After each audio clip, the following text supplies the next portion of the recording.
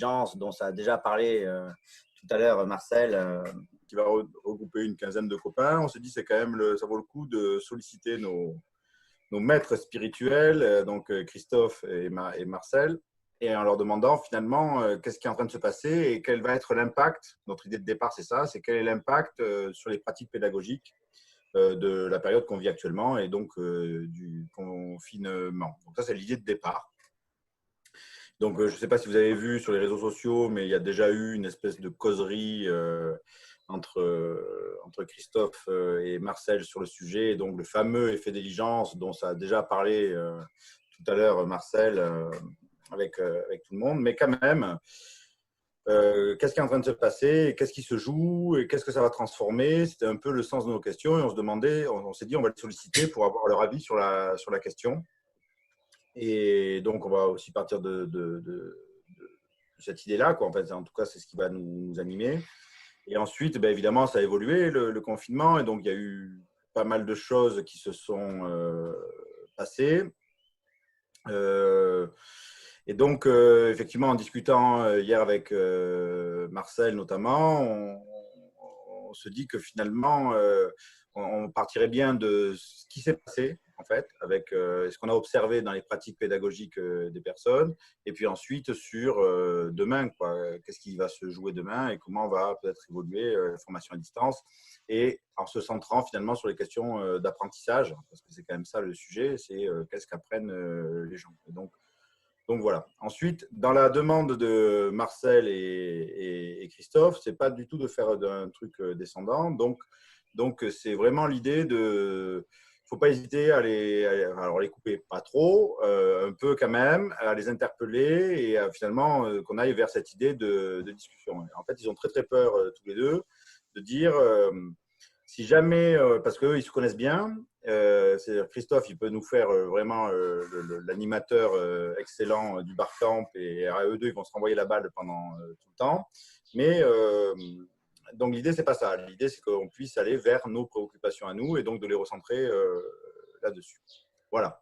Donc, peut-être pour lancer le sujet, donc, qu'est-ce qui s'est passé là au travers du numérique? Qu'est-ce qu'on a observé dans les pratiques pédagogiques là? Alors, vous êtes du monde de l'université, mais qu'est-ce qu'on a observé dans le monde actuel? Et puis, enfin, dans ce qu'on vit dans le confinement et la pandémie, et dans les bonnes choses et dans les mauvaises choses, quoi. Je ne sais pas qui veut commencer. Et puis ensuite, la parole est vraiment ouverte à tout le monde, quoi. Donc. Et dans ce qu'on avait dit, Olivier, aussi hier soir avec Marcel et Christophe, c'est qu'est-ce que ça change pour les formateurs? Parce que là, on a pas mal de formateurs, mais c'est aussi qu'est-ce que ça change pour les apprenants? Parce que là, on a aussi des collègues qui sont dans d'autres situations, hein, qui supervisent et qui voient ça. Et c'était, voilà, voir.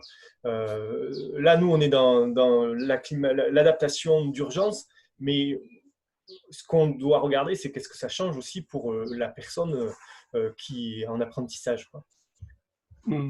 Et dans les remontées, si vous avez des retours, n'hésitez pas là-dessus, quoi, aussi. Que ça, les échos que vous avez eus. Est-ce que je commencerai, Christophe? Oui, vas-y.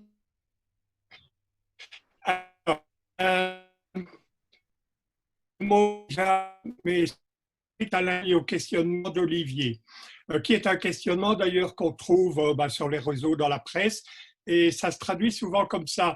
Il y aura donc un avant et un après le coronavirus, et on pose la question, mais qu'est-ce qui va changer par le fait qu'on a été en confinement, etc. J'ai envie de vous dire, peut-être pas dit comme ça, Christophe, mais il va rien changer tout.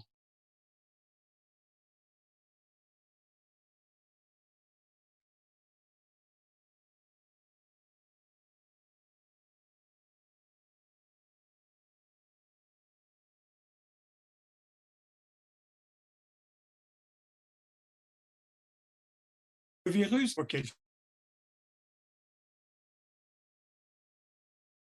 de faire changer les choses qui vont les faire changer. Et c'est pour ça, passer directement du questionnement qu'est-ce qui pourrait changer, etc., à l'effet de diligence, pour moi, c'est déjà donner une réponse. Alors, évidemment, je replace le débat sur notre action à nous les formateurs, à nous les dirigeants d'écoles, etc., etc., et aux étudiants qui sont plus exigeants finalement au niveau de leurs apprentissages. Parce que qu'est-ce qui va changer? Ben, pourrait changer, ben, nous le savons bien, ce sont des choses qui sont écrites depuis, et d'ailleurs j'ai encore vu des remarques aujourd'hui sur les réseaux, ah oui, on raconte ça depuis 20 ans. Par exemple, la pédagogie centrée sur l'apprenant, l'apprentissage collaboratif, mais vous croyez que ça va venir tout seul comme ça, parce qu'il y a une petite bestiole qui s'est infiltrée chez les humains? Mais non, c'est nous dans nos pratiques qui allons faire changer les choses. Et donc cette idée que ben, le changement nous appartient. Où sont les mouvements? J'ai entendu qu'en France en particulier, il y avait certains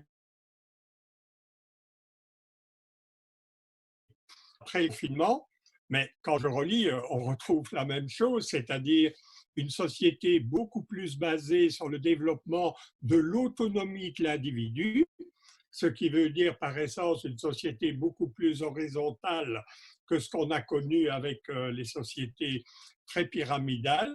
Qui dit société horizontale dit également, ben, vous le faites aussi, des apprentissages collaboratifs, du projet, les évaluations qui changent. On n'est plus tellement dans le certificatif, mais on en parlait hier. On est plutôt dans l'évaluation des acquis d'apprentissage. Autrement dit, l'évaluation, c'est plus le formateur qui dit est-ce que tu connais les 3 principes, le machin, les mouvements, la procédure pour, etc. Mais c'est l'étudiant qui vient en disant voilà ce que j'ai fait de votre cours. Et je pense que cette révolution qui va du haut de la pyramide vers l'individu en lui donnant beaucoup plus d'autonomie, celle-là, à la fois, nous en sommes responsables et c'est à nous à la mettre en place. Donc, voilà déjà une introduction. J'espère que je n'ai pas refroidi complètement l'Assemblée, mais vous savez, depuis que je m'intéresse des années 70 à ces effets des technologies sur l'apprentissage et sur l'école, je suis désolé, je n'ai jamais rien vu. J'ai toujours vu, par contre, des personnes qui innovaient dans leurs cours, mais là, on est dans la progression de l'innovation. Comment va-t-on faire tache d'huile? Comment les expériences des uns vont percoler chez les autres? Et là, on a un gros problème parce que on est quand même calé dans une société très pyramidale et comportementée. Et donc, si vous voulez qu'il change quelque chose, ce n'est qu'un cri, il faut évolution politique. Qu'est-ce que vous voulez que je vous dise? Révolution, révolution. Moi, je suis d'accord avec toi, mais il y a, au point de vue de la révolution, il y a quand même un grand mouvement qu'on n'a jamais eu, qu'on a essayé, voire même rêvé, anticipé, tout ça, qu'on n'a jamais eu, c'est que tout le monde a été obligé de s'y mettre. Ouais. Tu vois, il y a eu des injonctions ministérielles, il y a eu des plans machin, des plans numériques, des plans MOOC, des gna gna gna gna. Et à chaque fois, on touchait les mêmes enseignants, ceux qui avaient une appétence avec le numérique, ceux qui avaient envie de bouger un petit peu, ceux qui avaient envie de changer d'air, ceux qui avaient envie de se renouveler. Donc, c'était quoi, 15, 20, 30% des enseignants, par grand vent. Là, on a 100%. Et dans nos métiers d'accompagnant des formateurs, et ben ça change beaucoup de choses parce qu'on a des gens qui n'avaient pas envie, parce qu'on a des gens qui ne savaient même pas que ça existe, parce qu'on a des gens qui y sont allés en reculant. Et pour nous, accompagnants de formateurs, c'est un grand changement parce qu'on a les grognons, on a tous ceux qui étaient très réticents. Et donc là, ça demande beaucoup plus de travail, d'accompagnement. Et puis, mais ceci dit, eux, ils ne changent pas, c'est-à-dire qu'il y en a beaucoup qui n'ont pas envie, qui ne sentent pas le truc. Voilà. Et au début, la première semaine, c'était, ça se voyait même sur les réseaux sociaux, c'était panique à bord. Et au fil de l'eau, elle s'est rendue compte moi, des trucs sympas. Je peux avoir une interaction avec les étudiants. Donc, je pense que ça restera. C'est cette massification on a tous fait ou à fantasmer, anticiper, voulu ou voilà, rêver. Ce coup-ci, elle a été là. Alors, je ne sais pas si elle restera par la suite, mais au moins tout le monde aura dans sa tête cet épisode-là. On peut faire des choses à distance, on peut faire des choses avec la technique. Après, il y a le contre-coup, il y a des choses qui ne sont pas terribles. Je mets un Word de 350 pages et j'ai fait mon cours en ligne, ça se voit encore. Est-ce qu'il y aura une prise de conscience des enseignants qui ont fait des trucs comme ça ou pas? Ça, c'est un autre débat. Le processus, il est long, il est lent, et ça, on le connaît. Mais au moins, il y a eu un coup de pied au cul à tout le monde. Voilà. Alors ça, c'est c'est le deuxième pas. C'est clair qu'il y a eu un processus, mais c'était dans la nécessité. On n'était pas dans l'opportunité, mais dans la nécessité. Et je suis extrêmement optimiste, hein, je le dis toujours. Ma seule crainte, c'est finalement qu'après ces expériences, on en revienne comme avant. Tu sais, c'est un peu comme le pic de l'innovation. Hein. Au début, ça monte, ça monte, ça monte, et puis il y a une sorte d'essoufflement. Et moi, ce que je crains, c'est que on est au mois de mai maintenant, on va voir le mois de juin. Beaucoup de profs sont déjà en train de penser à leurs évaluations à distance et ces choses-là. Et puis, il va y avoir les vacances, et puis, si tout va bien, on va retourner à l'école. Et c'est là un peu que je me demande qu'est-ce que nous devrions faire pour que cet élan qui a été commencé, mais à ma connaissance, à part ceux, comme Christophe a dit, qu'on voit toujours, on a fait les Ludovia en ligne, les noms que j'ai vus, c'est ceux qui étaient déjà à Ludovia avant, à part quelques-uns. Mais c'est justement de dire comment on va dépasser l'assimilation, c'est-à-dire l'effet diligence, refaire la même chose qu'avant, parce que c'est quand même 90% des pratiques. Vous savez, avant qu'il y ait le virus, plus de 90% des pratiques d'enseignement à distance, c'était de l'enseignement ex cathedra médiatisé. Alors, il est arrivé un virus, on est passé de 90 à 92%, mais toujours d'enseignement ex cathedra médiatisé. Et pour moi, j'aimerais bien que si les enseignants ont fait l'expérience de la médiatisation, parce qu'elle est utile, évidemment qu'elle est utile. Nous devons, nous les profs, faire passer du contenu. Mais notre société devient plus exigeante. Hier, on parlait des acquis d'apprentissage, des compétences transversales. On l'a vu ici, hein, critiquer l'information. Je ne dis pas Donald Trump qui nous dit qu'on doit boire de l'eau de Javel. Il vaut quand même mieux qu'on critique un peu l'information. On a vu également d'autres types de compétences comme travailler en équipe, etc., qui se sont mis en place. Mais ici, il y a quand même une 60aine de participants. On est comme un groupe où il y en a qui parlent, etc., etc. Donc, il y a des choses. Mais je voudrais savoir comment on va maintenir l'élan et comment ceux qui pratiquaient déjà et qui ont continué à le faire, les nouveaux qui ont commencé à pratiquer, comment est-ce qu'ils vont être les missi dominici, les envoyés, les évangélistes, pour dire il y aurait peut-être moyen de changer l'école, non pas en mettant tout à distance, là on était forcé, mais dans des dispositifs hybrides qui permettraient de mettre de la valeur dans la distance tout en redonnant du sens à la présence. Et ça, c'est mon grand credo. La distance, pour moi, son apport le plus important, par une sorte d'effet boomerang élastique, c'est de nous faire réinterroger sur la présence. Où est-ce qu'on va le faire? Quand est-ce qu'on va le faire? Ouais, du coup, j'ai la question, dernièrement, ma compagne m'a posé la question, mais elle me dit, mais quel est l'intérêt finalement? Alors, il y a pas mal de questions sur le chat aussi, hein, donc il va falloir qu'on donne la parole, mais quel est l'intérêt finalement de faire de la formation à distance? Si j'avais le choix et que si je peux faire finalement la question de base, si j'ai le choix et que je peux faire que du présentiel, est-ce que c'est mieux de faire du présentiel? Et en quoi la formation à distance peut-elle être une plus-value pour mon dispositif de formation ou pour l'apprentissage? Tu as des contraintes. Je vous pose cette question parce qu'en fait, c'est quelque chose qui a un peu émergé cet après-midi dans les discussions. Et donc, sur deux aspects. Un, évidemment, là, évidemment, les gens qui débutent, ils disent, mon Dieu, qu'est-ce que c'est chronophage, j'y passe un temps de malade, qu'est-ce qu'il faut que je… Tu vois, sur cette idée de… Donc, et donc, derrière, la question sous-jacente, c'est quoi un formateur numérique, c'est quoi ses qualités et qu'est-ce qu'il faut savoir faire. Donc, tu vois, voilà. Le choix, on l'aura de moins en moins parce que les contraintes d'espace-temps, elles sont de plus en plus fortes. Là, nous, on a repris, on est déconfinés, donc on teste le monde libre, sans papier pour sortir.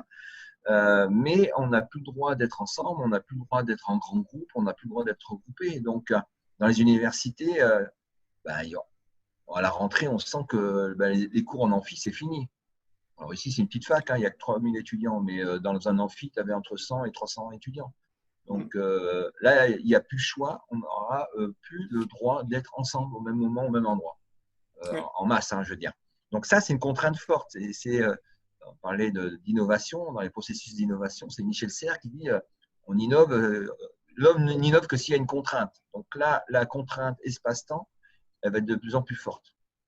Et physiquement, nous, on est ici, c'est des archipels, hein, c'est grand comme l'Europe, la Polynésie, mais il n'y a que 300 000 habitants. C'est grand comme l'Europe, mais tu as des îles qui sont à 2 heures d'avion, 3 heures d'avion, les Marquises, des choses comme ça. Donc, l'espace, il est immense, et se déplacer, maintenant, c'est interdit. On ne peut pas se déplacer. Il y a des îles où il n'y a pas du tout de virus. Ici, il y a eu un peu de virus. Pas grand-chose, mais il y en a eu un petit peu. Donc, on n'a plus le droit de se déplacer. Donc, il y a une contrainte. Faire en présentiel, c'est de plus en plus compliqué. Voilà la réponse pour ta petite femme. Ouais. Je viendrais bien un apéro avec ta petite femme pour lui en parler. Olivier, il y avait, tu sais, un deuxième aspect dont on a parlé hier soir avec Marcel, c'est de dire que là, nous tous, nos stagiaires, c'est des stagiaires en formation professionnelle. Et en fait, le but, l'objectif, c'est qu'ils apprennent des savoirs, des savoir-faire, des savoir-être, en tout cas un métier qui leur permette de travailler sur leur lieu d'alternance. Et donc, ce lieu d'alternance, on ne l'a jamais mis dans le centre de formation. Il a toujours été à distance du centre de formation. C'était de dire que la distance, ça existe de toute façon dans notre formation professionnelle, puisqu'il y a toujours un lieu d'alternance et un centre de formation. Alors, moi, j'aimerais revenir sur la question pourquoi diable faire de la distance? Alors, pour essayer de me faire comprendre dans ma réponse, et sans dire que c'est la méthode la plus encouragée, etc., je vais revenir un petit peu sur la classe inversée. L'idée de la classe inversée, c'était des enseignants du secondaire. Hein, donc ici, je ne parle pas de formation professionnelle ni d'UNIF, ils étaient dans le secondaire et ils se rendaient compte que leurs élèves, qui sont sans arrêt sur leur zinzin technologique, finalement, écouter le prof qui expliquait, ça ne les intéressait pas beaucoup. Et ils ont décidé de faire partir la partie magistrale de leur cours. Vous savez très bien ce que ça veut dire. Le prof qui explique, qui a tendance à occuper tout l'espace, etc. Ils se sont dit, on va la médiatiser de manière à rendre disponible la présence pour faire des choses plus intéressantes. Autrement dit, c'était ce prof qui avait le courage de dire « Je vais arrêter de parler pendant les 50 minutes de mon cours, je vais mettre ce blabla ramassé, médiatisé à distance sur YouTube, tout ce que vous voulez, je ne discute pas de plateforme maintenant, de manière à pouvoir faire des activités vraiment intéressantes à la présence. La présence devient précieuse et donc ne perdons pas du temps à faire des soliloques d'enseignement magistral, essayons de mettre des choses. Alors ça, c'est la première partie, c'est celle qui a été expérimentée par la plupart des enseignants et c'est positif. Ils ont appris à médiatiser, à utiliser des serveurs, à mettre des vidéos sur YouTube, sur la plateforme Caroline Connect, peu importe. La deuxième étape dans la classe inversée, c'est de se dire oui, mais en fait, on reproduit de l'enseignement magistral à distance.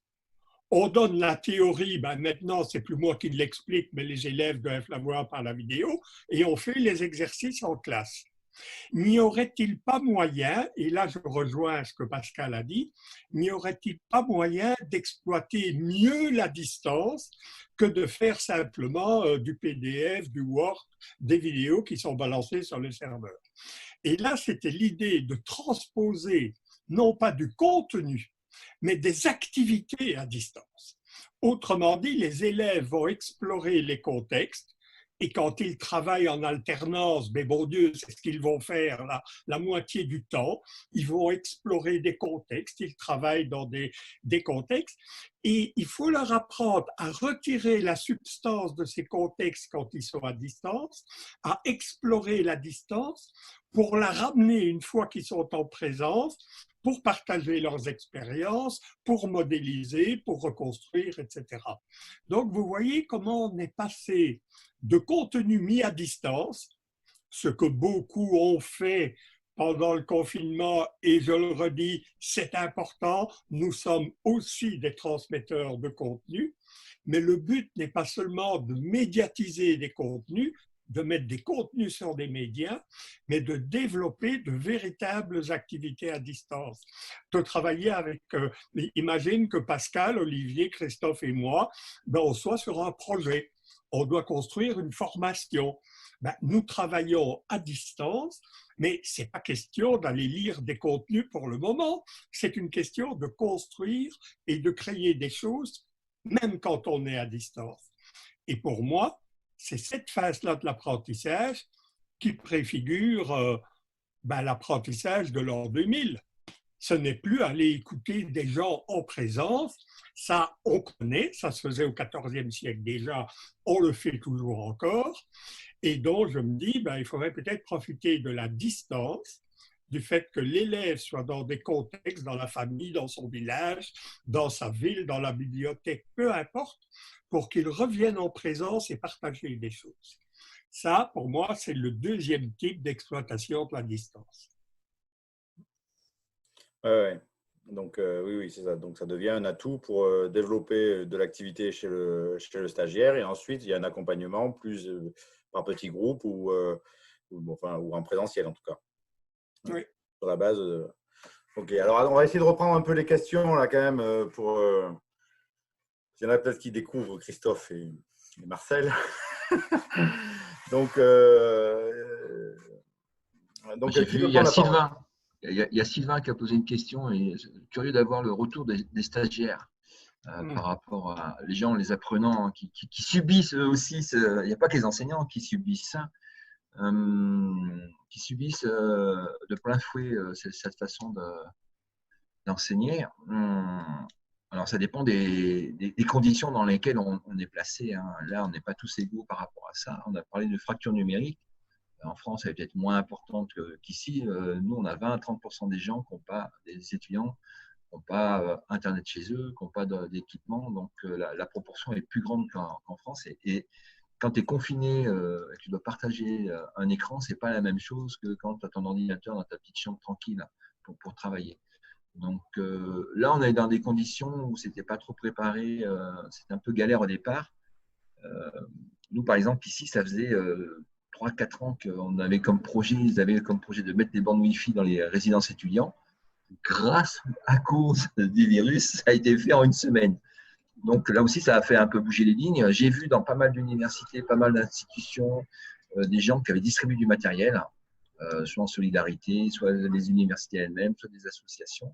Donc il y a eu un effort assez considérable là-dessus au niveau matériel.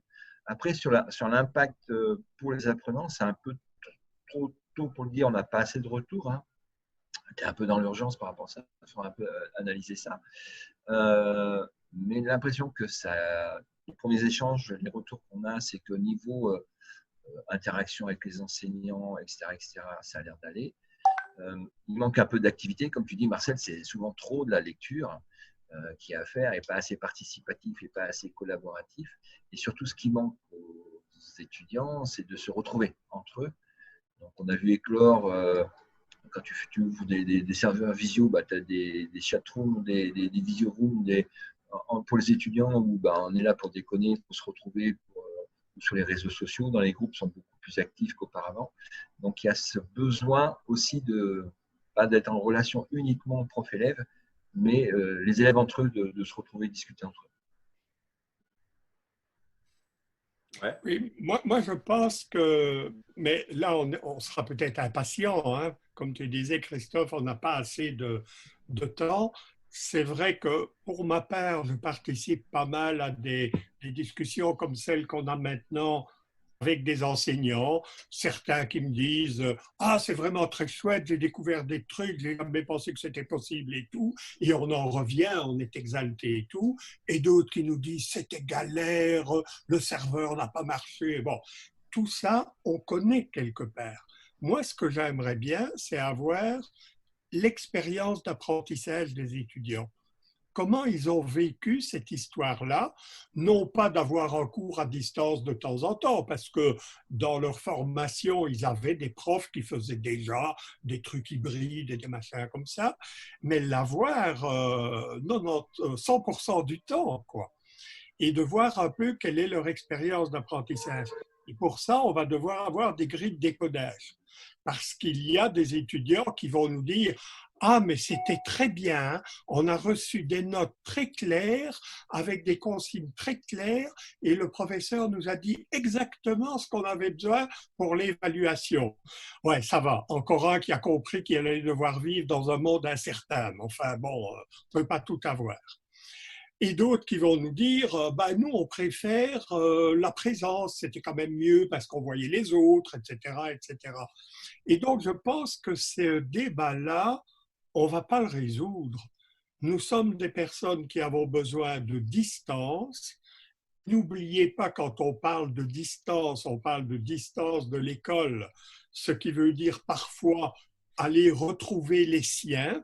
Je suis à l'université à Montpellier, mais je viens d'un petit village et finalement être à distance et être avec les miens. Donc n'oublions pas que la distance peut être vue comme une présence dans un autre cas. Et donc, moi, ce que je veux dire, c'est que ces étudiants, ils vont apprendre à explorer des contextes. Ils vont devoir vivre en dehors de l'école. On nous dit, ah oui, mais c'est important que l'élève, l'étudiant ait les notes du professeur, ses références et tout. Oui, d'accord, mais dans la vie courante, il va recevoir des contenus qui viennent de partout et des contenus qui ne sont pas validés. Il ne va quand même pas vivre tout le temps dans l'école, votre étudiant. Vous êtes en train de le préparer pour qu'il puisse vivre en dehors de l'école. Et donc, pour moi, cette expérience de la distance sera probablement mal vécue par certains étudiants, mais il faudra quand même leur expliquer que dans leur vie, ils ne vont pas passer leur temps à l'école tout le temps. Et donc, ils vont se retrouver dans des situations socio-professionnelles où il n'y aura pas des réponses tip-top à toutes les questions qui se posent. Ou parfois, il y aura, on le voit bien avec le Covid, il y a des éléments de réponse qui sont positifs, mais ils ont aussi des effets négatifs.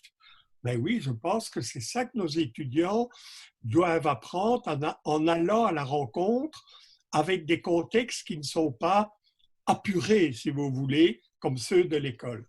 Et donc, qu'ils aiment ou pas la distance, à la limite, peu me chaud, parce que je dois les préparer à vivre à distance. C'est le sens de l'école. L'école, c'est conduire l'élève en dehors pour qu'il puisse vivre dans des contextes. Et donc, ce que je veux dire par là, c'est qu'il faudra faire des surveys, des enquêtes auprès des étudiants, mais il faudra apprendre à les lire. Si 90% des étudiants nous disent « Ah, mais nous, on n'aimait pas la distance, on aime quand même mieux l'école, les copains, voir le prof et tout », il faudra leur dire, leur expliquer peut-être, prendre du temps pour leur expliquer que la vraie vie, ce n'est pas les copains, l'école, les profs, mais c'est quelque chose de beaucoup plus difficile. Et donc, je crois qu'il y a un travail d'explicitation que le formateur va devoir faire. Et je ne sais pas si, bon, à part ceux qui sont sans doute là, qui pratiquent ce genre de choses, c'est un peu comme toujours, quoi. Mais je pense que ce travail d'explicitation, vous savez, c'est un peu, hier je racontais à Pascal et Olivier, quand tout va bien, quand il n'y avait pas le virus, on faisait travailler les étudiants en groupe. Pourquoi ? Pour développer leurs compétences à travailler en équipe. Ah bon? Oui, mais l'évaluation, elle ne portait que sur les contenus qui avaient été travaillés ou véhiculés par le travail de groupe. L'évaluation, elle ne portait pas sur le travail de groupe lui-même. Alors arrêtez d'appeler ça une compétence si elle n'est même pas évaluée. Et donc, vous voyez cette idée de expliciter le dispositif et la méthode dans lequel l'élève se trouve et que ça devienne un objet de formation comme un autre, va devenir quelque chose d'essentiel. Monsieur Brun, excusez-moi, mais pensez-vous que l'école prépare à la notion d'explicitation? Parce que dans votre discours, vous évoquez l'école, j'entends bien, mais vous évoquez aussi les formateurs et un petit peu les stagiaires que nous avons, qui sont des stagiaires, allez, quasiment adultes, ou en passe de le devenir. Donc, ils sont déjà passés à l'école et qui ont été formatés par l'école, tout du moins l'école française. Enfin, bon, l'école belge n'est pas si éloignée que la nôtre, si éloignée que la nôtre, pardon.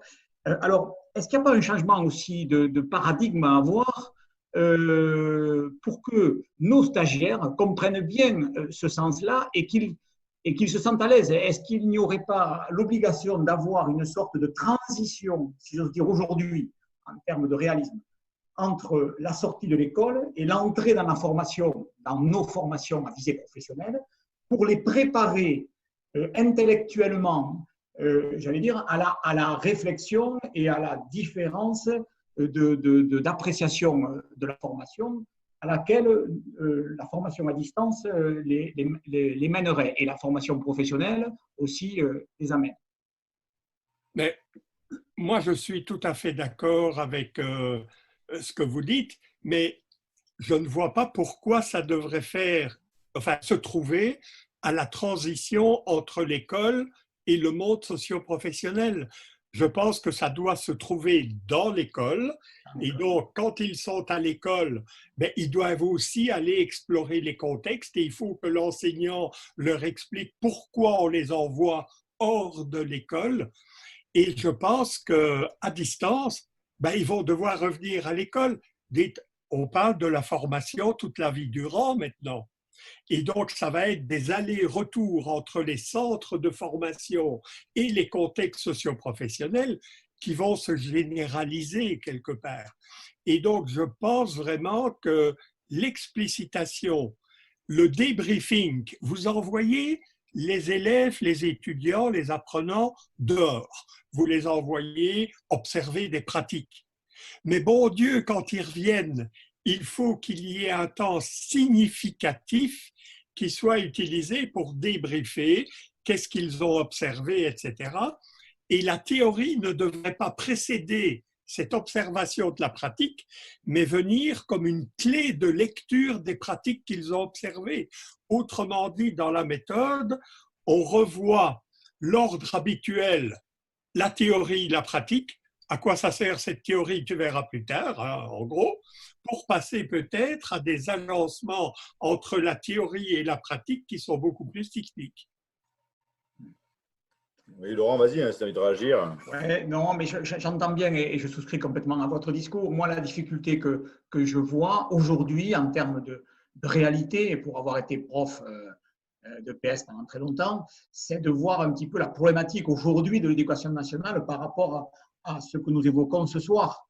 Elle n'est pas en capacité par rapport à ces réalités de s'organiser comme celle-là, faute tout simplement de moyens et d'un nombre d'élèves par classe beaucoup trop important. Et c'est véritablement là que le problème, à mon avis, se pose parce qu'on formate du coup des esprits à raisonner effectivement dans le sens contraire, enfin, c'est-à-dire la théorie d'abord, et puis on écoute, on attend, on reçoit, on ne participe pas tellement. Et l'idée, c'est que derrière, effectivement, ils vont devoir apprendre quelque chose, évoluer dans un système, effectivement, dans un système qui va en plus changer. Et c'est vraiment, me semble-t-il, dès la base, il faudrait que nos systèmes éducatifs réfléchissent pour tenter de les préparer au mieux à ce dont vous parlez. Et oui. Ça me semble quand même compliqué. Mais c'est là, pour moi, voyez-vous, Peut-être au début, j'ai paru un peu énervé quand vous avez parlé des effets du Covid, etc., etc. Moi, je crois que ce dont vous parlez, je crois que c'est Laurent, c'est pas le Covid qui va arranger les choses, c'est les humains qui vont se mettre ensemble. Et moi, je pense que peut-être pas tout de suite, peut-être pas en septembre, mais qu'il y a, vous savez, pendant tout un moment, je vais dire du deuxième millénaire avant Jésus-Christ jusqu'au XVIe siècle, toute la vie des humains était organisée par les dieux. C'est eux qui déterminaient les saisons, qu'est-ce qui allait se passer, les malheurs, les bonheurs, etc. Et vers le XVIe siècle, à la Renaissance, il y a eu une véritable révolution dans le sens que j'ai utilisé tantôt, c'est-à-dire que l'homme, avec un grand H, a été mis sur le piédestal et on a dit l'homme n'a plus besoin des dieux, il peut comprendre par lui-même, etc., etc. Ça a donné donc des personnes qui ont remplacé les dieux, c'était les hommes de science quelque part, parce qu'ils avaient ce savoir. Eh bien, je pense qu'avec les moyens qui nous sont donnés, l'espace-temps, comme Christophe a parlé, qui devient de plus en plus élastique dans tous les sens, les moyens qui nous sont donnés, mais que nous ne maîtrisons pas toujours très bien, nous allons peut-être dans une autre révolution qui serait celle de l'aplatissement de la pyramide. L'éducation nationale qui détermine tout ce qui va se passer en dessous et en dessous, vers des formes beaucoup plus de coformation. Par exemple, quand je vois Ludovia, quand je vois le CLIC, le colloque des classes inversées, mais ce sont des enseignants qui se réunissent, qui partagent leurs pratiques, qui s'apprennent les uns les autres, qui s'enseignent les uns les autres, sans avoir demandé à monsieur le ministre s'il pouvait faire ça ou pas. Mais est-ce que vous vous rendez compte qu'ils sont en train, là, ces enseignants qui se mettent ensemble pendant une semaine, soit à Ludovia ou au CLIC, à échanger sur leurs pratiques, à construire, à se contaminer les uns les autres. C'est ça que je voulais vous dire. Il ne faut pas attendre la contamination d'un virus. Nous devons contaminer les autres pour aller vers de nouvelles formes pédagogiques. Et donc, si on n'arrive pas dans un système pyramidal à faire changer les paradigmes de l'éducation, ce dont on a parlé tout à l'heure, il faudra bien que ça se fasse d'une autre façon. Et c'est pas dur hein, ce que je raconte, parce qu'on pourrait dire, ça y est, maintenant Marcel, il veut faire la révolution. C'est pas ça du tout. Je pense que c'est vraiment une valorisation de l'individu qui est là derrière. La valorisation qui ne passe pas par le haut et qui retombe sur l'individu, mais une valorisation croisée dans les échanges que les enseignants se font, que les apprenants pourraient se faire hein, dans le modèle de la classe, le modèle un peu enseignement mutuel et ce genre de choses. Et je pense qu'il y a là des pistes qui sont très fortes. Mais moi, je ne peux pas le faire tout seul. J'ai essayé de soutenir ces mouvements un peu émergents, comme on dit. Mais voilà, je pense qu'il y a beaucoup de choses qui doivent nous décarcasser, quelque part, de nos réflexions habituelles où finalement, tout doit passer par le haut pour qu'il y ait quelque chose qui change en bas. Non, ça peut changer autrement aussi. Ouais. Alors, et d'ailleurs, ici, c'en est la preuve, puisqu'on est dans un réseau de formateurs. Alors, même s'il y a une partie du haut qui est là, hein, je vois qu'il y a Albin qui nous surveille de haut. Bonjour.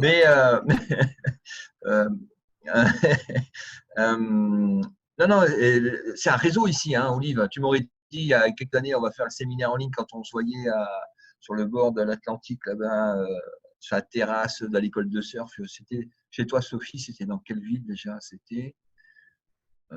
Enfin bref. Saint-Beaudelone. Saint-Beaudelone, voilà. Là, Laurent, il en regarde un souvenir ému. Si on avait dit qu'on arriverait. Marie-Charlotte. Si on arrivait à mettre à 19h 60 personnes par l'éducation en ligne, jamais on l'aurait cru. Hein. Donc, mais toi, le réseau, il s'est monté petit à petit. Et là, c'est la force de ces moments-là, c'est de consolider des réseaux comme le vôtre. Et ce qui est important, c'est que ce réseau, il fonctionne, que vous permettez des échanges. Et là, on est dans une autre façon de fonctionner. Vous êtes la preuve ce soir qu'il y a des choses en groupe qui fonctionnent très bien. Alors, qui a envie de poser des questions? Parce que moi, j'en ai plein, mais je n'ai pas envie de faire comme les intervenants, monopoliser la parole. Ah, mais parlez, Je coupe mon micro, monsieur. Donc, il y a pas mal de réactions sur le chat. Est-ce qu'il y a des gens qui ont envie d'interpeller, du coup, à partir des questions que vous posez? Allez-y. Hein. Il y a Laurent qui s'est jeté tout à l'heure. Non, sur ces... Je ne sais pas, moi, ce qui est arrivé à l'école, finalement. Comment est-ce qu'on en est arrivé là? Parce qu'il y a une remarque, d'ailleurs, dans le chat comme ça. Bien sûr, nous parlons de la formation, des formateurs, de la distance, des hybrides et tout. Mais ce serait intéressant de savoir qu'est-ce que les gens, je parle des gens, je ne parle pas des apprenants, je ne parle pas des formateurs, mais qu'est-ce qu'ils ont appris pendant le Covid? Est-ce qu'ils ont réappris, je lis ça beaucoup, à refaire la cuisine? Ils ont regardé des tutos et pour la première fois de leur vie, ils ont fait un gâteau. Mais c'est fabuleux cette histoire-là. Donc, on peut apprendre en ligne et il n'y a même pas... Allez, vous allez me dire, il y a toujours quelqu'un derrière, je sais bien.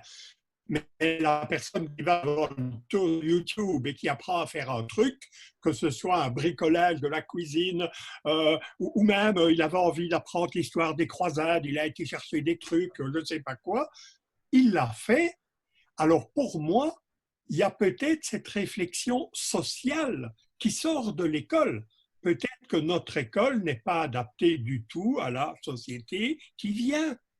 Peut-être. Donc, ce serait peut-être intéressant de regarder aussi les pratiques des kidam, quoi. Qu'est-ce que vous avez appris pendant et comment vous l'avez fait? Ah, vous avez appris sur YouTube. Oh, mais on ne trouve rien de bon sur YouTube. C'est faux tout ce qu'on raconte. Mais non, ils ont appris plein de trucs. Vous voyez? Et donc, ce serait peut-être intéressant d'avoir cette réflexion qui sort parfois de nos murs avec les objectifs, les compétences, les méthodes et l'évaluation. Donc, ce réseau, il se constitue là. Donc, effectivement, il prend de l'ampleur. On se retrouve à 19h à discuter sans même boire un coup, enfin bon, etc. On n'a même pas l'argument de l'apéro pour nous motiver. Mais du coup, quel conseil là vous donneriez à ce réseau pour finalement être développer de la formation de la formation d'abord, et puis de la formation qui intègre de la formation à distance de façon intelligente?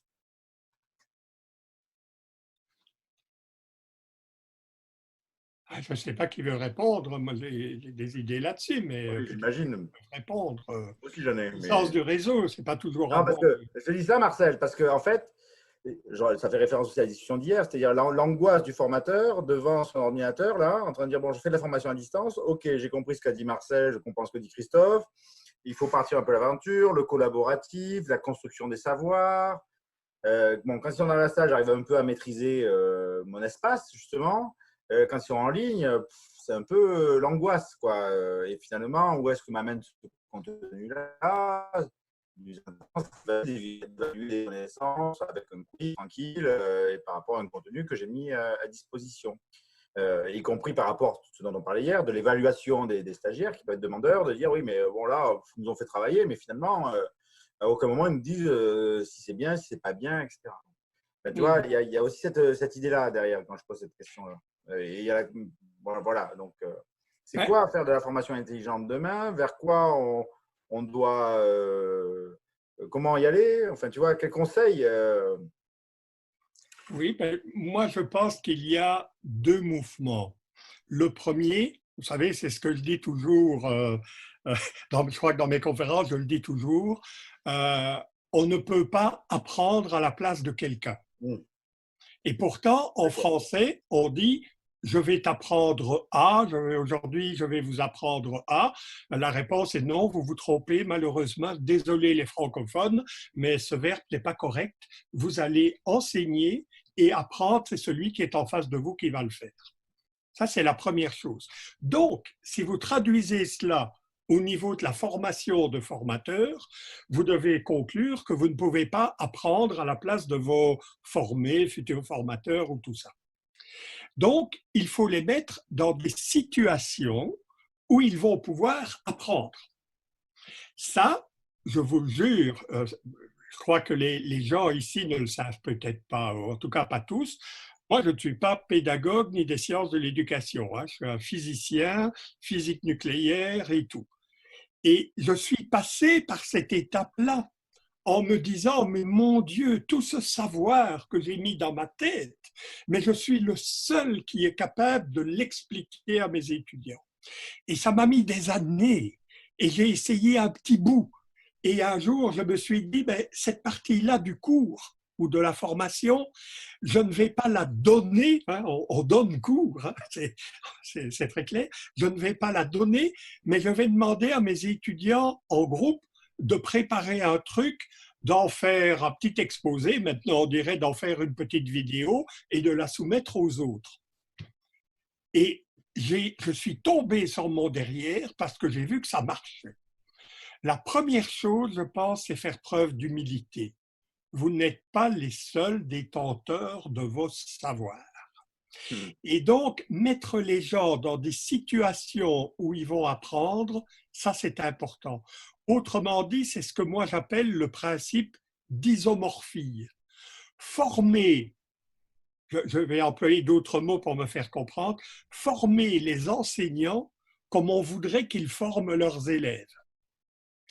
Le gros problème, en Belgique en tout cas, mais je crois à nouveau en France, ça ne doit pas être loin, les enseignants sont formés par des profs en sciences de l'éducation qui leur donnent tout le savoir sur l'enseignement collaboratif, coopératif, etc. Et ils ont des examens sur toutes les grandes théories de l'apprentissage collaboratif et ils s'en sortent, ils ne savent toujours pas monter un groupe, gérer un groupe, donner des consignes, retirer le bénéfice du groupe, etc., etc. Et donc, je pense que cette phrase-là, les formateurs devraient l'écrire quelque part. Pas sur le, ah oui, sur le front, ce serait bien, parce que je vois le front de tout le monde. Donnez à vos apprenants des occasions d'apprendre. Arrêtez de vous demander qu'est-ce que vous allez leur expliquer au prochain cours. Donnez-leur une situation, une mise en groupe, un travail, un projet, que sais-je, qu'ils vont devoir amener par eux-mêmes. Et peut-être bien que si vous travaillez comme ça, peut-être bien qu'ils vont appliquer ces principes, non pas qu'ils ont entendus, mais qu'ils ont vécu, qu'ils vont les appliquer à leur tour avec leurs formés et que finalement, on va avoir une sorte de boule de neige vertueuse où finalement ces idées vont se développer. Mais si on continue à leur donner des cours de contenu, vous savez, moi, mes premiers cours sur les méthodes actives, mes premières formations, j'ai eu des personnes qui m'ont donné pendant 24 heures toute la théorie des méthodes actives. Mais ça n'a pas de sens. Mais ça n'a pas de sens. Ça n'a aucun sens. Oui, alors en même temps. Après, j'ai dû expérimenter par moi-même et j'ai vu ça fonctionner. Alors ça, c'était mon deuxième conseil, excuse-moi, c'est ne pas vouloir commencer par toute une formation.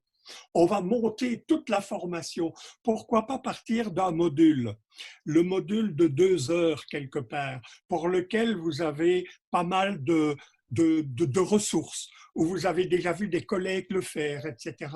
Commencez par des choses que vous connaissez. Ne travaillez pas tout seul dans votre coin. L'expérience que vous allez faire, partagez-la avec les autres. Osez la rendre publique. Voilà mes conseils.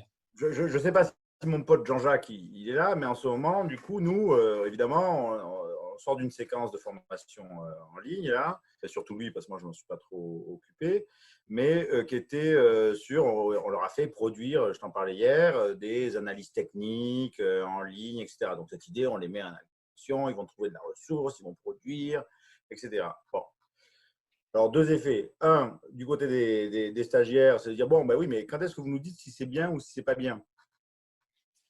Nous, avec Jean-Jacques, on a tendance à dire, ouais, mais bon, ils ont bossé, donc ils ont appris. Et le deuxième effet, c'est sur l'équipe d'encadrants, donc les, entre guillemets, pédagogues que nous sommes, qui, eux, disent, donc là, il y a un débat, en même temps, c'est super pour le coup, parce que sur la base des productions qu'on n'a pas en présentiel, et là, on les a à distance, sur la base de ces productions-là, on se retrouve avec un débat sur les intervenants en disant, oui, mais là, il faut leur dire comment faire, d'un côté, et donc de façon très descendante, très carrée, très structurée et très affirmative, d'une certaine façon, donc de formateurs, experts, référents dans leur discipline, et qui le sont réellement.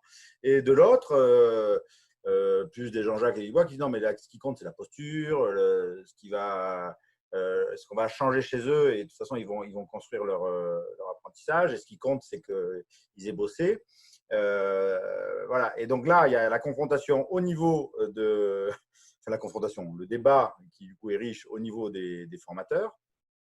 Et il y a aussi dessous, enfin dessous, pas dessous, il y a les stagiaires qui, eux, interpellent en disant bon, moi j'aimerais bien que vous me disiez comment faire ma séance de voile, tu vois, enfin en gros. Et donc, comment, tu vois, à des moments on se dit bon, finalement, on leur fait un bon quiz là et on galère moins. Et surtout que derrière, les formateurs ils disent oh là là, qu'est-ce que c'est chronophage que de corriger, d'apporter des contenus, enfin on en a parlé un peu cet après-midi. La formation à distance, dis donc, ça prend du temps, tu vois. Oui, mais ça va prendre du temps certainement. Une autre réponse par rapport à ce que tu dis, parce que là, tu me ramènes finalement au point de l'évaluation. Évidemment que l'évaluation, c'est important. On ne Oui. peut quand même pas lâcher dans la société, dans le contexte des moniteurs, des médecins qui n'auraient pas le b.a.-ba. Alors, il faut faire attention à ceci. Quand on s'exprime, comme moi je viens de le faire, Ouais. j'ai mis en avant, je suis parti de l'enseignement traditionnel où les élèves s'embêtent en classe et j'ai montré une sorte d'idéal qui est les élèves travaillent par eux-mêmes, ramènent, etc. Évidemment que la langue française et les langues des gens, une fois que tu dis A, et puis tu dis B, et puis tu diras C, et tu ne peux pas tout dire en même temps. Donc le moment est venu peut-être que je dise, oui, mais je ne vous ai jamais dit, et retourne dans la vidéo, qu'il ne fallait plus enseigner des contenus. Je ne vous ai jamais dit qu'il ne fallait pas jauger, certifier des compétences. Alors, qu'est-ce que c'est de cette histoire que tout à coup, parce que ce sont les étudiants qui amèneraient des connaissances, des savoirs qu'ils partageraient, qu'on serait dans une sorte de société du gai savoir, quoi, tout le monde apporte des choses, ils ont quand même bossé, n'est-ce pas? Un peu ce que tu disais, Olivier, Ouais. mais ça n'empêche que dans ces méthodes-là, il faut des critères. Vous avez fait, vous avez bossé, hein? Ah oui, là, vous avez fait le prototype, le projet, ah oui, mais par où est-ce que vous êtes passé? Il y avait 10 critères de réussite. Est-ce que vous êtes passé par tous? Donc, ça n'empêche pas que cette posture de découverte, finalement, ne soit pas une découverte jalonnée. Et c'est pour ça qu'il y a des évaluations qui doivent rester certificatives. Un médecin, certains contenus, il doit les avoir, oui, bien sûr. On en revient à faire des QCM, ben oui, vous avez bien compris. Mais il y a aussi les postures d'attitude. Il peut y avoir des jeux de rôle. Il peut aussi avoir, ne le négligez pas, parce qu'elle est importante, vous allez peut-être tomber de votre chaise, mais tant pis, l'évaluation par les pairs. Ah ouais, non, ça c'est top, moi j'adore. Ce sont des techniques qui existent. Encore faut-il que l'étudiant accepte que ce soit d'autres collègues qui évaluent son travail. Et c'est surtout que là-dessus, là, sur l'évaluation par les pairs, c'est un truc qu'on utilise donc avec, pas mal avec Claire, notamment donc, sur des MOOC ou des choses comme ça. Et alors les gens disent, mais ça serait bien à un moment donné d'avoir l'avis quand même du prof. Oui. Alors, ça, pourquoi pas? Mais en fait, sauf que nous, on l'utilise comme une activité de formation.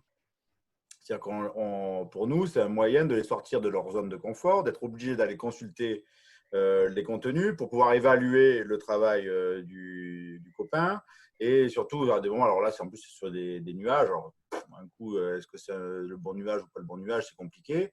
Voilà, mais nous, ce qui nous intéresse, c'est l'activité de formation qu'il y a autour de ça, pas l'activité d'évaluation, finalement. Ça devient un moyen, quoi. Et effectivement, les personnes qui sont face, donc le stagiaire. Donc, quand tu vois, t'imagines, il y en a 2000, je ne sais plus combien c'était la dernière fois, 2000 personnes, un truc comme ça.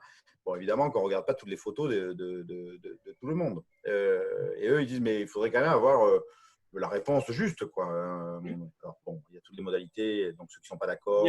Il y a une progressivité, tu vois. Dans certains de mes cours, bon, moi j'ai donné des cours, je prends cet exemple-là parce qu'il nous relie. J'avais des futurs enseignants et ils devaient construire, l'objectif final c'était, ils devaient construire des dispositifs de formation. Bon, c'est assez bateau, mais voilà. Mais moi je commençais en leur présentant des dispositifs de formation. Je leur demandais, mais comment pourrait-on l'évaluer? On construisait une liste de critères ensemble, liste de critères que je complétais. Ensuite, je ne donnais plus de dispositif. C'est les étudiants qui devaient construire un dispositif et ils complétaient avec leur liste de critères. Et comme ils avaient une liste de critères, ça les rassurait pour évaluer le travail des autres, puisqu'on avait co-construit la grille de critères. Et finalement, l'étape ultime, c'était l'autonomie. Ils construisaient des dispositifs, ils n'avaient plus de grille de critères, et ils devaient construire le dispositif et la grille de critères. Donc, on peut concevoir une progressivité où on lâche la main, si tu veux, progressivement. On ne dit pas du jour au lendemain, bon, jusqu'ici, je vous donnais cours, maintenant, c'est fini cette histoire-là, c'est vous qui me donnez cours. Non, je pense qu'il y a une histoire qui peut être faite le long d'un module de formation, hein, les 2 premières heures, de la 4e à la 10e heure, de la 12e heure à la 20e heure. Tout ça, c'est ce qu'on appelle la scénarisation. Hein, vous connaissez ça. Cette proscription. Et elle ne rejette pas les choses. Elle ne dit pas ça c'est bon, ça c'est pas bon. Elle dit quel est le meilleur amalgame, la meilleure variété pour atteindre les objectifs qu'on se donne. Marcel, tout à l'heure, tu sais, tu as parlé de donner envie. Et en fait, tu as dit qu'il fallait peut-être des fois attaquer sur des petits modules, quoi, des modules courts de 2 heures pour donner envie. Et nous, l'expérience, là, dans le réseau, quand Fred, on a mis le plan de continuité pédagogique, finalement, on a fait que des petites formations d'1 heure. Et Fred a dit, on a eu 500, ou je sais pas, 550 participants à ces modules d'1 heure. Et en fait, là, et maintenant, sur le séminaire, on a 150 inscrits parce que peut-être que c'est ces petits modules d'1 heure qui ont donné envie. C'est ce que tu voulais dire? Oui. Oui. Sinon, parce que je l'ai fait ça dans ma vie, j'ai accompagné des enseignants à mettre en ligne tout un cours de 4 crédits et des choses pareilles. Mais c'était complètement tuant. On arrivait au bout et mes enseignants disaient « Ah non, hein, plus jamais vous vous rendez compte ». Par contre, en y allant progressivement, ils ont fait un petit module, ça a pris un peu de temps, mais ils ont vite vu le résultat. Ça les encourage à faire un deuxième. Mais avec un deuxième, ils ont déjà appris des techniques dans le premier. Et donc, tu as un effet boule de neige où ils se voient finalement évoluer, grandir, tout ce que vous voulez. Et donc, je pense qu'il faut y aller. Maintenant, quand on dit petit module, ça ne veut rien dire, hein. Ça dépend des contenus. Certains contenus vont s'agrémenter d'un module de 3 heures et pour d'autres contenus, il faudra 8 heures ou 10 heures. Mais je veux dire, comme une granularité petite finalement dans les modules de formation est quelque chose d'intéressant. Et c'est intéressant aussi pour les apprenants.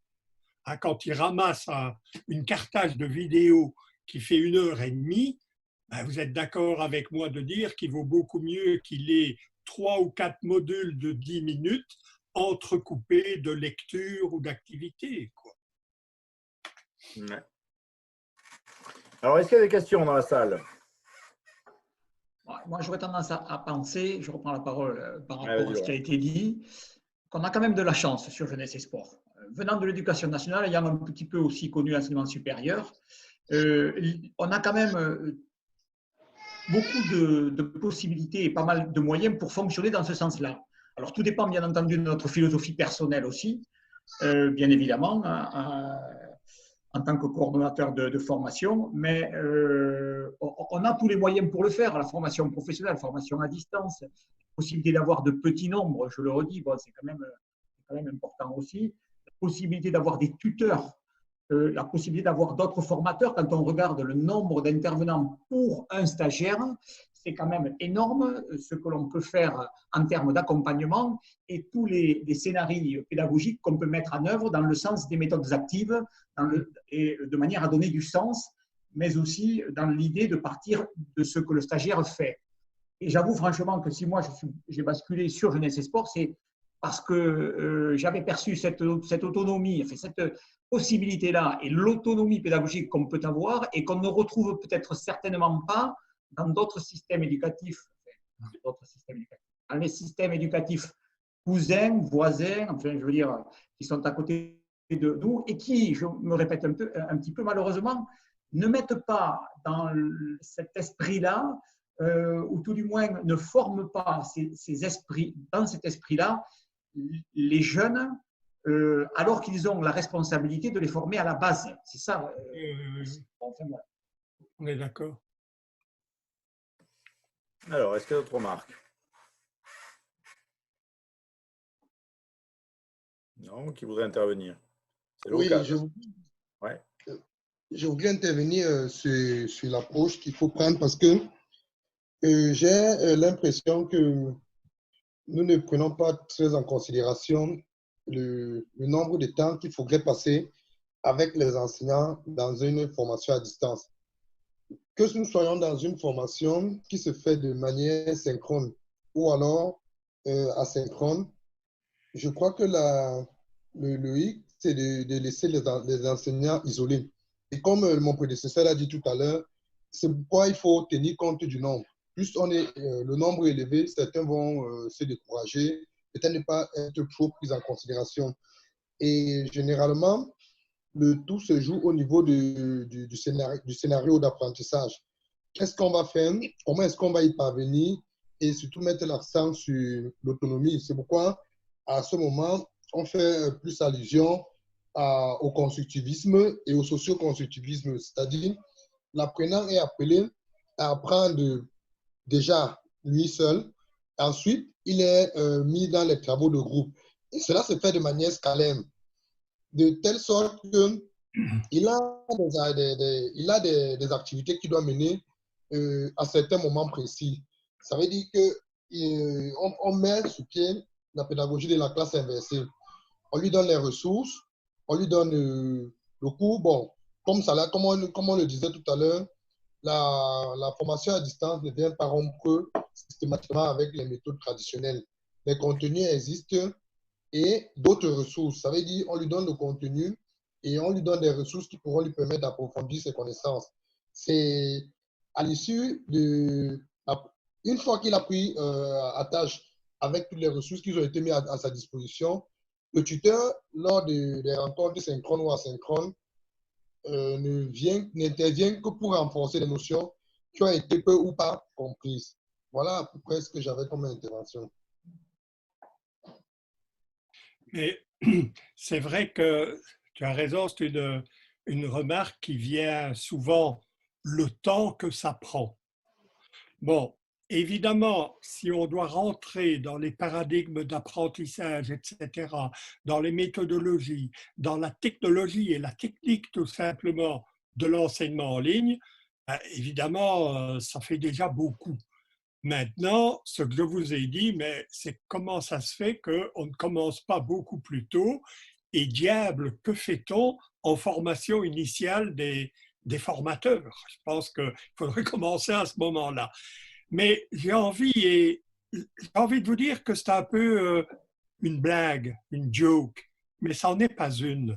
Ça n'en est pas une du tout.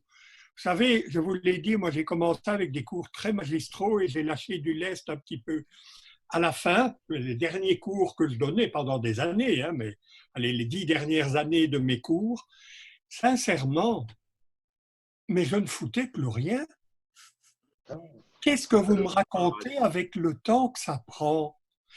Au début de l'année, j'avais parfois entre 50 et 120 étudiants. Je constituais des groupes. Je leur donnais des thématiques. Thématique 1, thématique 2, thématique 3. Thématique 1, la motivation. Regardez la vidéo une telle de Monsieur Villot, Christophe a parlé sur la motivation. Regardez l'article de un tel. Je n'ai rien médiatisé du tout, j'ai tout trouvé sur Internet. Je donnais 2 semaines à mes groupes et les groupes venaient se co-présenter les sujets. Ensuite, je leur donnais simplement des thématiques qu'ils devaient travailler. Cette fois-ci, je leur donnais même plus de ressources, ils devaient aller les chercher eux-mêmes. Et ils travaillaient pendant des semaines, ils venaient présenter, mais c'était mes étudiants qui faisaient le boulot. Où est-ce que vous allez chercher du temps? Évidemment que je pousse le bouchon un peu loin, mais si on pousse vraiment vers l'autonomie, ben, l'enseignant, il a beaucoup moins à faire, il a juste à valider, à jouer un peu l'homme orchestre. Tiens, tel groupe a dit ceci, alors que l'autre groupe a dit ça, qu'est-ce que vous pensez? Y a-t-il des différences? Et j'étais beaucoup plus un orchestrateur de contenu qu'un médiatiseur, parce que ce qui prend du temps, c'est de médiatiser les ressources, de faire les PDF, de faire les supports, de créer les vidéos. Et moi, je dis toujours à mes étudiants ou à mes enseignants que j'accompagne, mais pourquoi vous voulez créer des ressources? Bien sûr qu'il y a certaines ressources à créer, mais il y en a déjà tout plein qui existent, vous savez. Un jour, un enseignant m'a dit, oui, mais moi j'enseigne le 3e principe de la thermodynamique et j'ai cherché sur Internet, j'ai rien trouvé. Je me suis assis pendant 10 minutes avec lui, on avait trouvé des vidéos, des diapos, des textes, des exercices, enfin. Donc, attention aussi à ce truc, oui, mais ça prend beaucoup de temps. Oui, mais vous savez, moi en technique, je ne suis absolument pas fort. Mais qui vous dit qu'il faut faire tout ça? Enfin, aussi, si on rentre vraiment dans l'autonomisation de mes étudiants et de leur donner des situations d'apprentissage, ben, moi je deviens simplement le scénariste, je deviens l'animateur, je deviens celui qui valide, évidemment, dans certains moments, mais même à distance, même en hybride, je n'ai pas eu l'impression que ça me demandait un temps fou. Maintenant, je suis peut-être un doux rêveur, mais enfin, mes étudiants sont quand même là pour témoigner, quoi. Bon, merci. Mais Ouais, vas-y, ce qui demande du temps, alors c'est peut-être pas du temps, c'est du temps sous du savoir-faire, ça prend du temps à un enseignant de comprendre, il va manipuler les étudiants à distance, comprendre comment il va scénariser, comment il va être en interaction avec ça. Tant qu'il n'a pas pratiqué la distance, tant qu'il n'a pas pratiqué cette nouvelle pédagogie, Oui. cette nouvelle façon de faire, qui reste dans son carcan, je suis en amphi, je transmets mes cours, il faut un temps d'adaptation, un recul nécessaire pour arriver à ce travail-là. L'intérêt des réseaux, c'est d'accélérer ce temps-là, cette prise de conscience-là de la part de l'enseignant. S'il est tout seul dans son coin, ça risque de prendre beaucoup de temps. S'il travaille en réseau, il va échanger avec d'autres, ce temps il sera raccourci et là, il va gagner du temps. C'est très bien, je suis d'accord avec toi, Christophe. Bon, mais ça fera office de conclusion.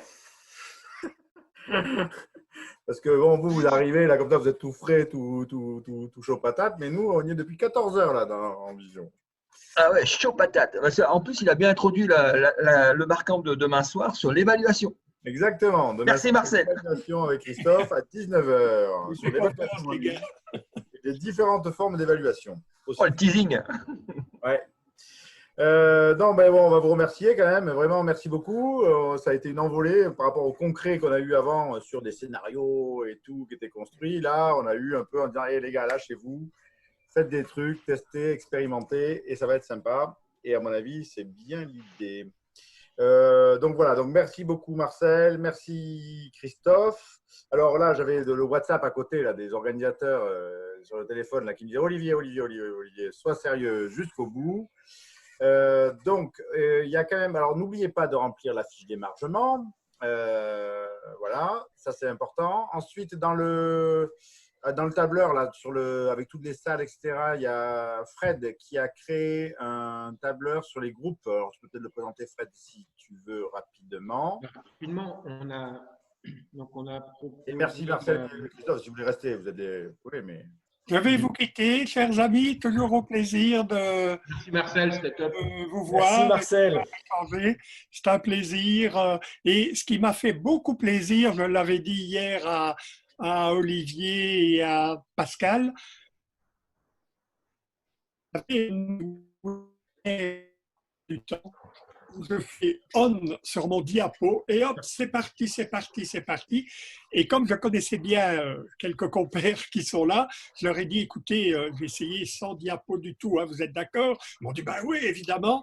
Et sincèrement, merci de m'avoir donné cette occasion. C'est beaucoup plus riche de voir les regards et de pouvoir y répondre. Et voilà, merci à vous aussi pour cette expérience et bonne continuation. N'oubliez pas, votre force c'est dans le réseau, dans les échanges, mais pour pouvoir échanger, il faut faire des expériences. Donc, à bonne aventure, salut et à bientôt. Merci Ciao Marcel, à la prochaine. Merci Merci. beaucoup.